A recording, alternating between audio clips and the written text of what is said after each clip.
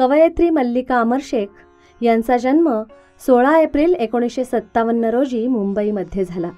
त्यांचे वडील शेख मेहबूब म्हणजेच शाहीर अमर शेख हे समाजवादी विचारसरणीचे होते. संयुक्त महाराष्ट्राच्या लढ्यात जनजागरण करण्यात ते अग्रस्थानी होते. अमर शेख यांनी कुसुम जयकर यांच्याशी विवाह करून एक क्रांतिकारी पाऊल उचललं होतं. त्यामुळे त्यांनी आपल्या मुलीवरही पुरोगामी संस्कार करणं हे अत्यंत स्वाभाविक होतं. मल्लिका यांचा नृत्य, अभिनय, संगीत अशा कलांकडे असलेला कल ओळखून शाहीर अमर शेख यांनी त्यांना वेगवेगळ्या कलांमध्ये प्रोत्साहन दिलं. पुढे स्वतंत्र विचारसरणी असणाऱ्या मल्लिका अमर शेख यांनी कवी नामदेव ढसाळ यांच्याशी विवाह केला.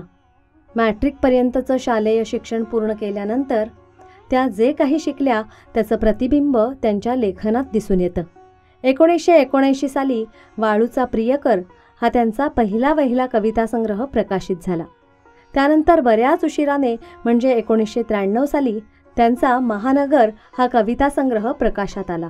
संस्कृतीचा भेदक उपहास करणारी त्यांची कविता प्रामुख्याने स्त्री मनाच्या जाणीवा व्यक्त करते. स्त्रीवादी कवयित्रींमध्ये मल्लिका अमर शेख यांचं नाव नेहमीच ठळकपणे घ्यावं लागतं.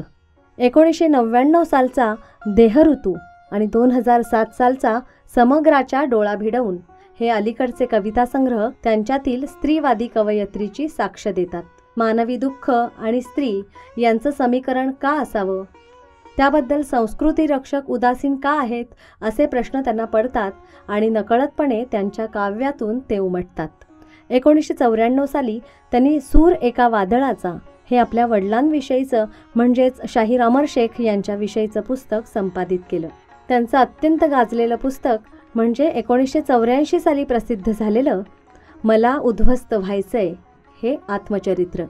प्रामाणिक सूर, पारदर्शी आत्मकथन आणि सामान्य मध्यमवर्गीय स्त्रीच्या आयुष्यात घडणाऱ्या घटनांपेक्षा कधी नियतीमुळे तर कधी स्वतःच्या निर्णयांमुळे वाट्याला आलेले वेगळे अनुभव या साऱ्याच्या बेधडक निवेदनामुळे हे आत्मकथन वैशिष्ट्यपूर्ण ठरलं. पती नामदेव ढसाळ राजकारणात सक्रिय होते, तरीही राजकारणाच्या बाबतीत त्या अलिप्तच राहिल्या. मात्र विद्रोही जाणीव त्यांच्या लेखनातून ठळकपणे जाणवते.